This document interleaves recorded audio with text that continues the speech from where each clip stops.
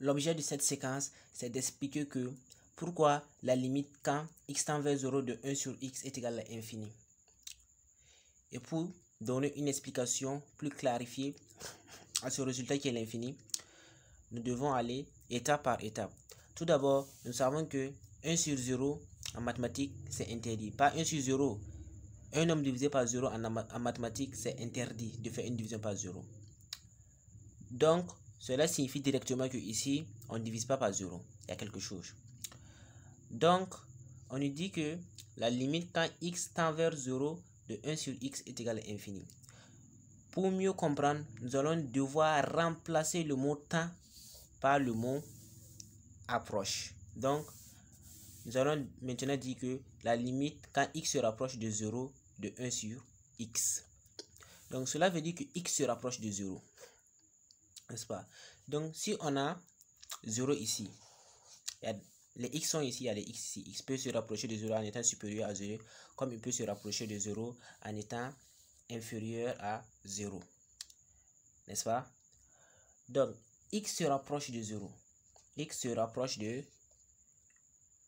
0.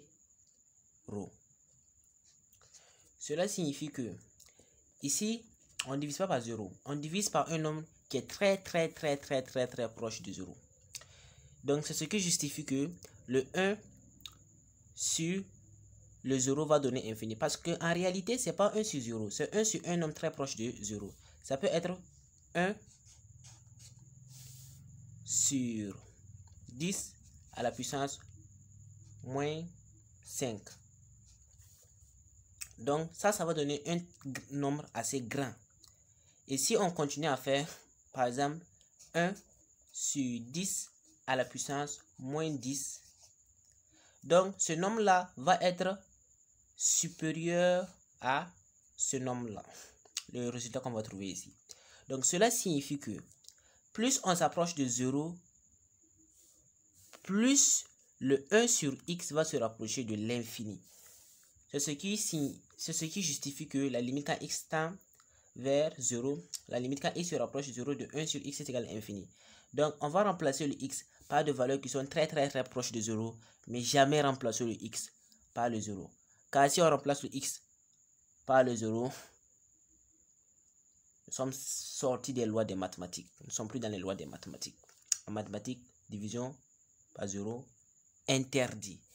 Donc, cela signifie, j'espère que vous comprenez maintenant, donc cela signifie que on divise par un nombre très proche de 0. Donc, c'est pour cela que ça donne l'infini. Donc, on divise par un nombre très proche de 0. Ça peut être 1 divisé par 10 à la puissance moins 100. Et si tu fais ça, tu vas trouver un nombre très proche de 0. Donc, vous voyez. Donc, c'est pour cela que ça donne des nombres et c'est pour cela que ça donne infini. J'espère que vous avez un peu compris ce que je vais expliquer ici. Donc, si la vidéo vous a plu, n'oubliez pas de vous abonner à la chaîne et de lâcher un pouce bleu, de commenter et de partager aussi. A plus pour de nouvelles vidéos.